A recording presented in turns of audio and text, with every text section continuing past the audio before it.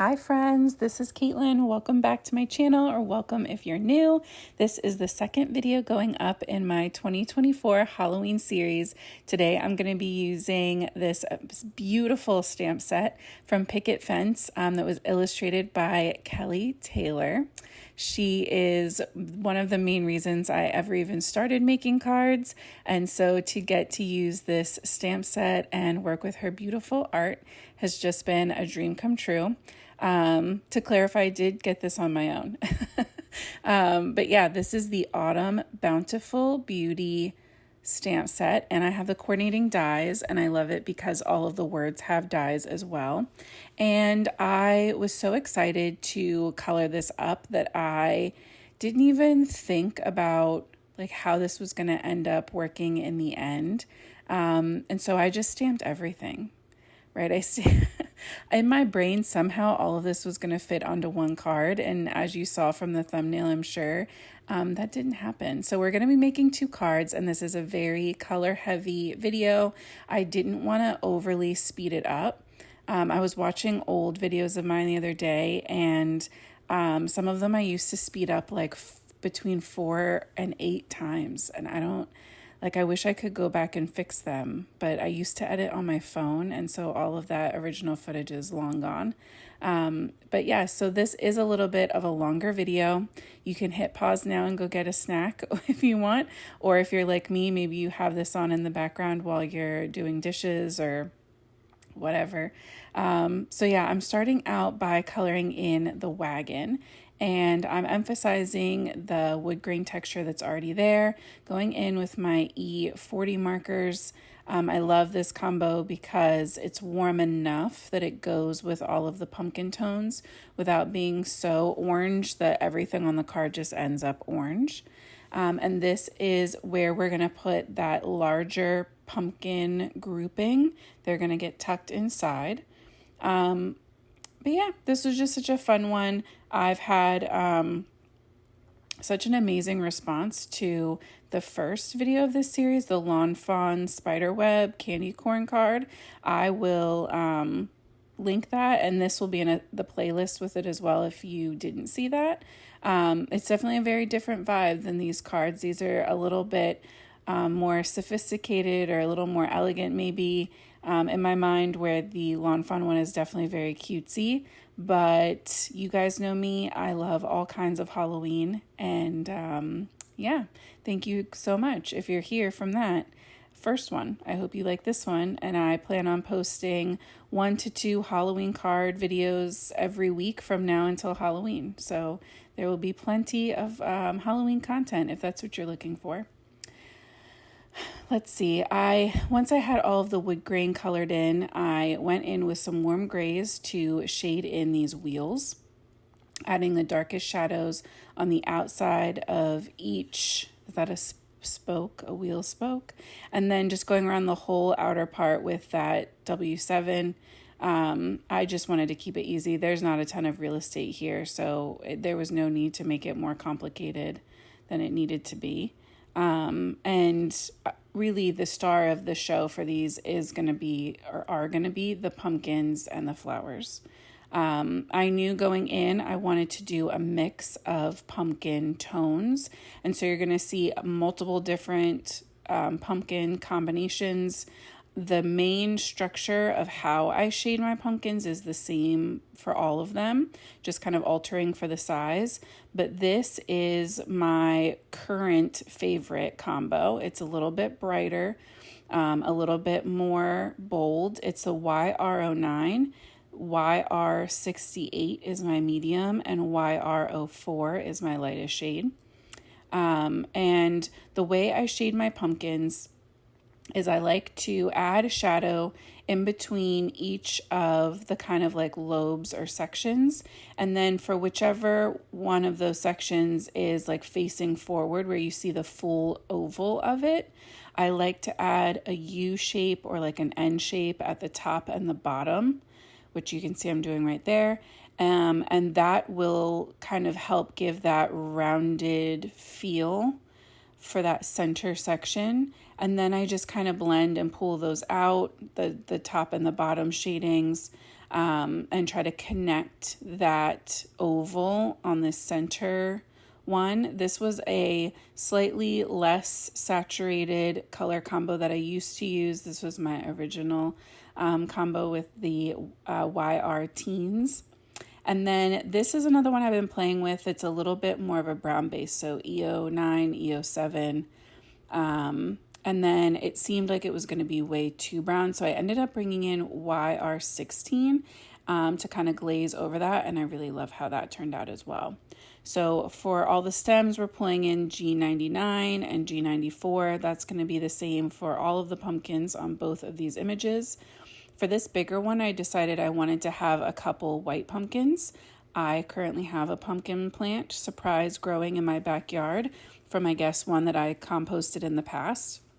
And they're little creamy white pumpkins, and they're so cute. So I'm starting out with a W4 and doing the same placement as the other ones, kind of making that oval shape right in the middle, blending it out with a W1. And then to make it a little less gray and a little more of that kind of cream color, we're going E81 to start blending that out, and a little E41 as well.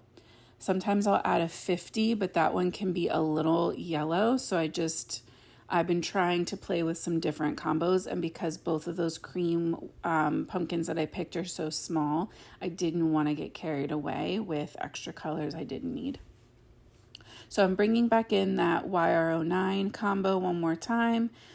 For these guys, I tried to break up the color kind of across the image. So we're going to have two bigger pumpkins that have this combo.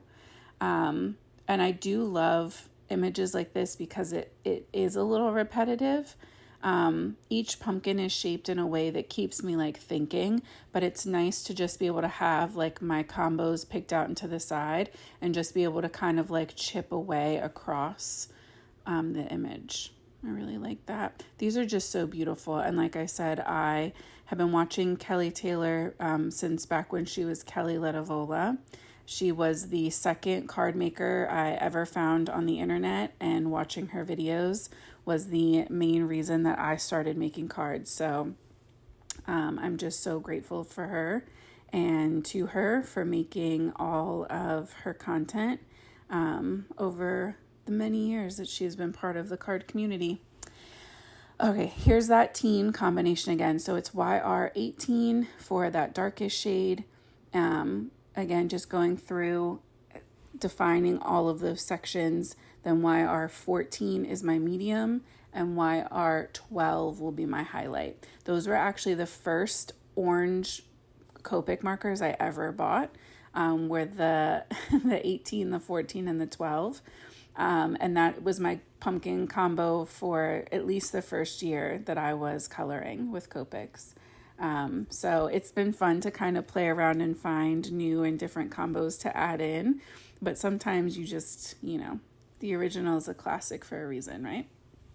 I put in two of those more brown toned pumpkins as well. They're just kind of hints in the background. And then, like I said before, that G99 and G94 are coming back for the stems and the leaves on these guys. But the thing I had the most fun coloring were these flowers. So I knew for my overall color scheme, I was going very traditional fall. So maroon, orange, brown, a little bit of gold. So for these flowers, I have no idea what kind of flower these are, by the way. I'm just here to color. You know what I mean? My red combo is R59, R46, and then I think R43, we'll see in a second, is my lightest. I love 56 and 46 combined. Or 59 and 46 combined. They are so beautiful. And I just started by focusing all of my shadows coming from the center of the flower. R43. And then just kind of pulling and flicking that color from that center out towards all of the edges. I ended up going back over this first flower combo to make everything a little bit darker, so it looked a little more maroon and a little less pink.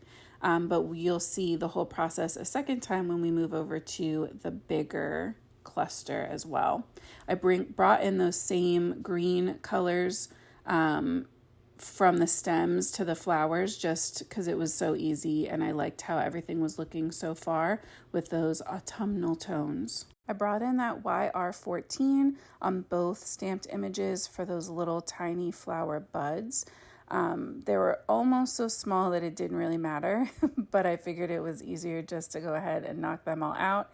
And I used that same YR14 for the flower centers on both of our cards as well. Not cards, stamps, both of our stamped images. I brought in that G99. I was still trying to figure out what other color I was going to bring in for that largest flower. And so I thought that getting the leaves out of the way first and then the red would help me kind of narrow down my choices once I could see what everything else was looking like. I think that sometimes that's a really helpful way for me to tackle an image that has a lot going on. Like there's just so much detail in this stamp. And if it's my first time coloring it and I kind of don't have an exact plan, sometimes it can feel very overwhelming. So if that happens to you, just know that you're not alone, and maybe think about chipping away at some of the sections that you know are going to be easier or that you have a clear idea for. And that way, when it comes time to working on everything else, you can kind of just focus in. So just like I did on the other one, I'm going in with that R59, anywhere where one petal is overlapping another, or where, you know, those artist drawn lines are giving all of that definition coming up from the center on each of those petals. Just trying to kind of break up and add all of that texture in, emphasizing what's already there for us. I don't know if you can hear that, but apparently someone very far away from my house needs to make sure we all know how fast they are. Then going in with that R46, and like I said, just kind of pulling that color out towards the edges of those petals.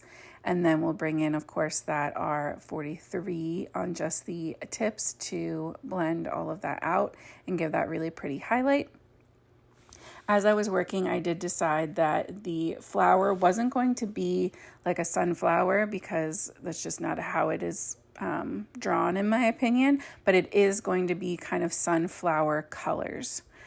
So I brought in that EO7 that we were using on the more brown toned pumpkins, and I'm going to start kind of adding that, focusing more on the center, those tiny little kind of curled petals, and then also just here and there, the same idea where one petal is kind of overlapping another, but really trying to emphasize the center as having that extra depth versus all of the tips of those petals.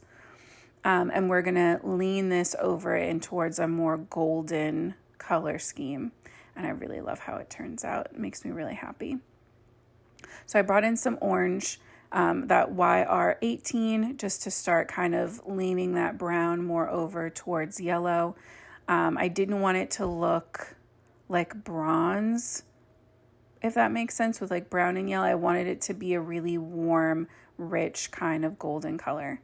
So a little more of that YR16, and then the Y35 is, in my opinion, what's going to really help to pull it and warm it up.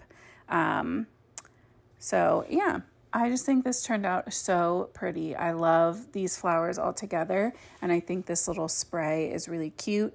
I also love that this could be like a more fall Halloween kind of feeling, or very much get you all the way through Thanksgiving. And I could see down the road other things going in that wagon as well. So very cute.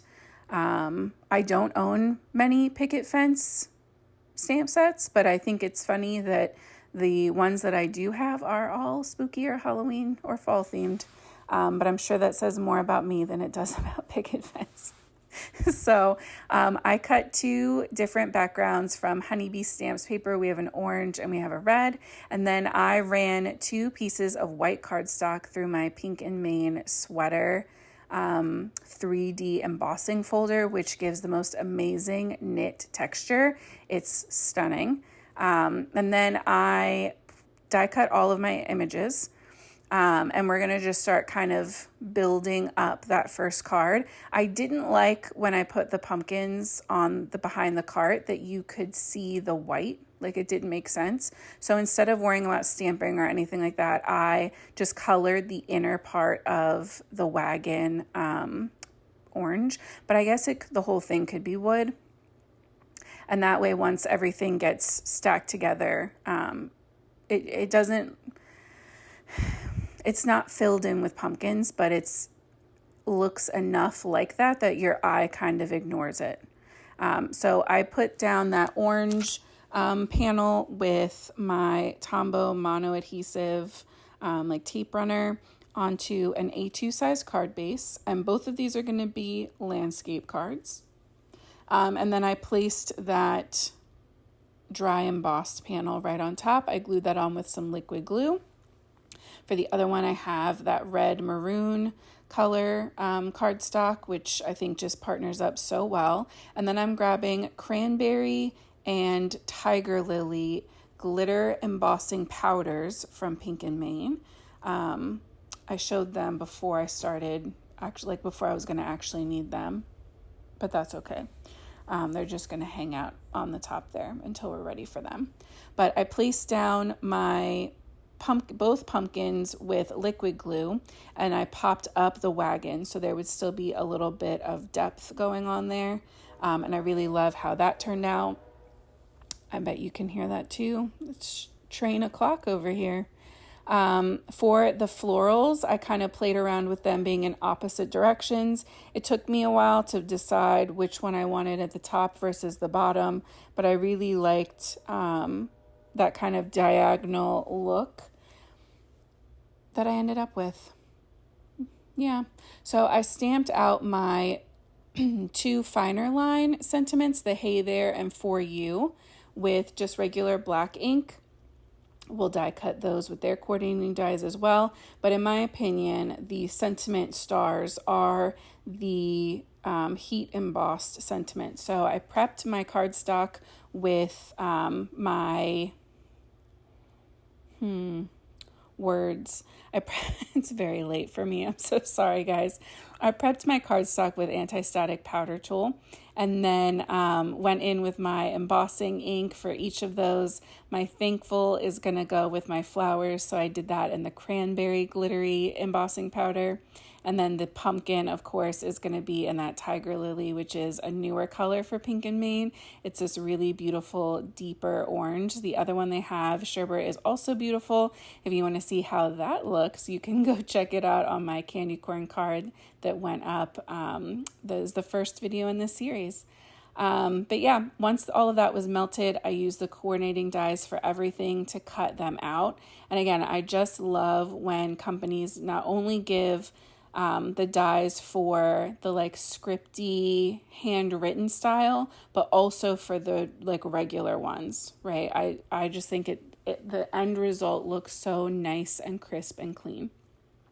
So I am going to take these tiny little squares, foam squares from Simon Says Stamp, to pop up the sentiments. And that was mostly because the knit 3D embossing folder has so many levels to it that it's hard to glue down with a liquid glue and get something flat that looks nice. But I also just love a foam square. So I did the Hey There pumpkin and the Thankful For You and just kind of staggered and stacked them so they kind of fit around the other elements that we had already put into place. And then that is our whole project wrapped up. So a little bit of a longer video, but I got 2 cards out of the whole deal. And I love the little hint of sparkle. I love the tone-on-tone texture from the embossing folder. I love these beautiful images that were drawn by Kelly Taylor. So definitely check it out. I'm not affiliated with Picket Fence. I just truly love this set, and I hope that you love it too. I'll see you back here soon with another Halloween video. And until next time, guys, happy crafting.